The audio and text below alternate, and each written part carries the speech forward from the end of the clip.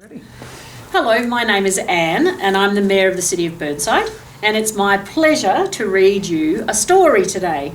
And the story that I've chosen to read you is a story called Edward the Emu. And I love reading this story, and I've shared this story with lots of children, young ones and older ones, because it's about a story about yourself and how you feel about yourself and how sometimes you want to be something else. And you know what? You learn to actually accept that who you are. And that's the story of Edward the Emu. Now, Edward the Emu was sick of the zoo. There was nowhere to go, there was nothing to do. And compared to the seals that lived right next door, well, being an emu was frankly a bore. So that night, when the zookeeper went home to bed, Edward jumped from his pen and he laughed as he said, "The seals are the best, anybody can tell, so tomorrow I'll just be a seal as well."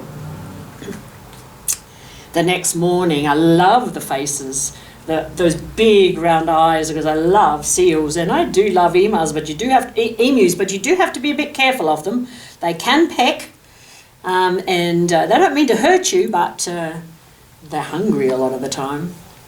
The next morning at 9, when they opened the zoo, the seals were swimming and Edward was too.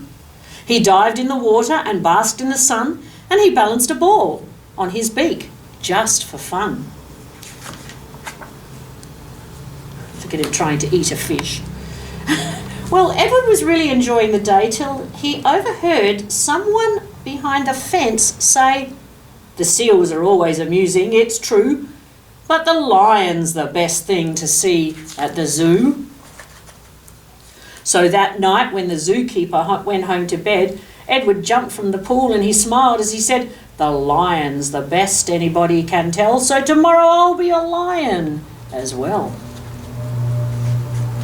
The next morning, I love the way the illustrator has used those jaws and those mouths in the same pose.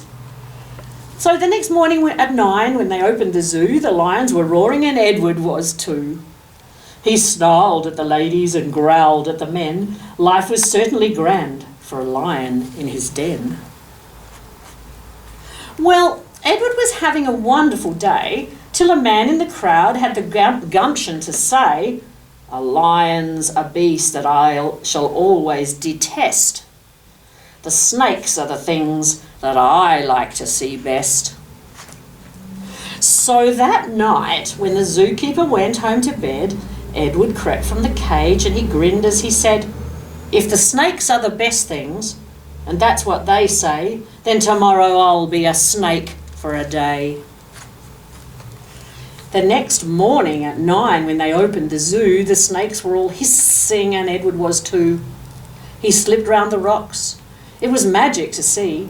And then he curled himself casually up round a tree. Well, Edward was just warming up for the day when he overheard one of the visitors say, "The snakes are impressive. I know that it's true, but the emu's by far the best thing at the zoo." "The emu?" said Edward. "My goodness, that's me. I'm the thing that the gentleman most likes to see. Not the seals, the lions, the snakes and the rest. It's Edward the Emu. He likes to see best."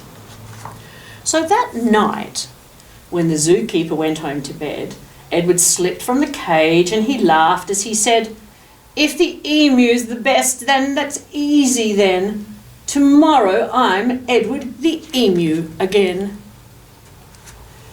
So Edward ran to the place where he used to reside, but oh, what a shock when he clambered inside. He found himself suddenly face to face with the emu they'd brought in to take Edward's place. The emus considered each other a while. Then the new emu said with a shy little smile, "Hello, I'm Edwina. It's nice meeting you. You're the best thing I've seen since I came to the zoo." And I wonder what your favourite animal is when you go to the zoo. And I hope you enjoyed Edward the Emu.